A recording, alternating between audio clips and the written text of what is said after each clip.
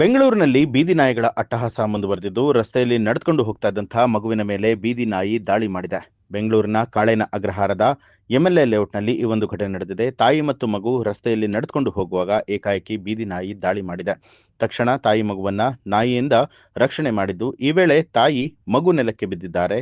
ಈ ಘಟನೆಯ ದೃಶ್ಯ ಸಿಸಿ ಕ್ಯಾಮೆರಾದಲ್ಲಿ ಸೆರೆಯಾಗಿದ್ದು, ಬೀದಿ ನಾಯಿಗಳ ಹಾವಳಿ ನಿಯಂತ್ರಿಸುವಂತೆ ಸಾರ್ವಜನಿಕರು ಆಗ್ರಹಿಸಿದ್ದಾರೆ.